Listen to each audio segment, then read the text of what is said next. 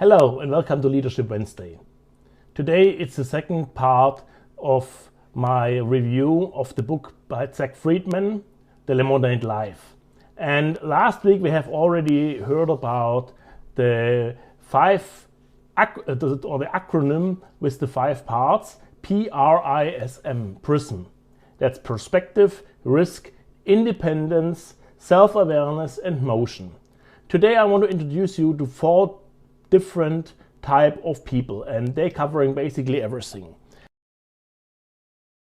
3 of them you don't want to be, and the 4th one is the one who is leading the Lemonade life. The first person group I want to talk about are the eternal excusers. That are people who are living a conventional life and a reactive life.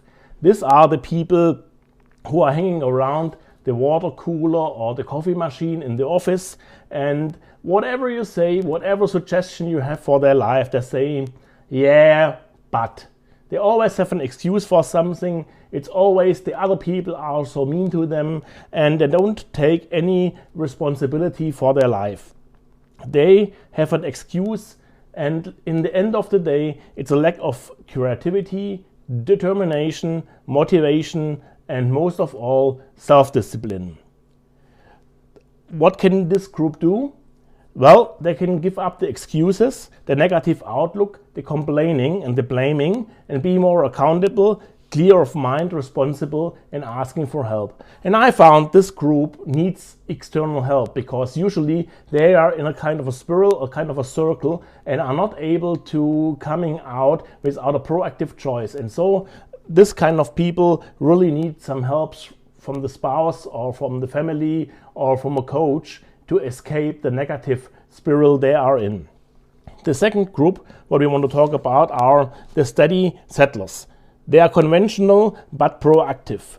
And their way of living their life is they want to have what the others have. They are very much driven by outward appearance, by the latest gadgets, by what the Jones over the street have.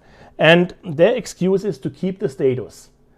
They say, yes, I want to be happy, I hate my job, but the money is so good, I cannot escape here.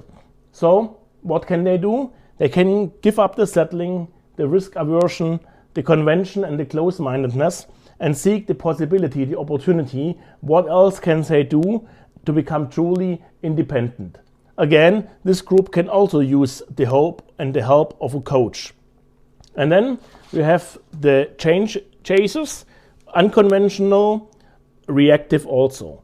They are the guys who want to have the next thrill, they get rich scheme, and they have always something new. They never finish anything. And they are hopping just from ideas to ideas, and what they have to do is they have to give up the shortcuts and the instant gratification, gain their individuality back, and go for growth and for independence. And then the last group and the most desirable group is proactive and unconventional. That are the daring disruptors, the original thinkers, if you like. These are people who really living their lemonade life, making the best out of the lemons which life gives sometimes.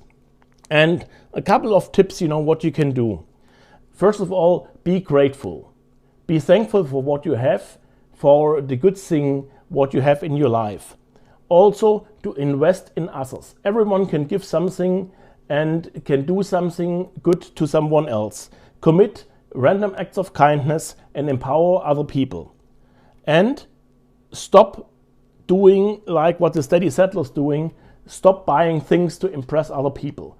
Invest in experiences, not in things. Yeah? Because in 10 years' time, the kids will not remember what car did you drive at this time. They remember you took them to a break. They remember you listened to them and you experienced this kind of trip with your spouse. That is something what is memorable. And then prioritize relationships over achievements. That is something, the end of the day, it comes down to the relationships what you have. And to finish this off, I want to quote Steve Jobs. He said, if today were the last day of my life, would I want to do what I am doing today, and whenever the answer has been no for too many days in a row, I know I need to change something. Just think about that. I put the show notes down here so you can follow this more closely. Buy the book, and I'll see you next week. Thank you.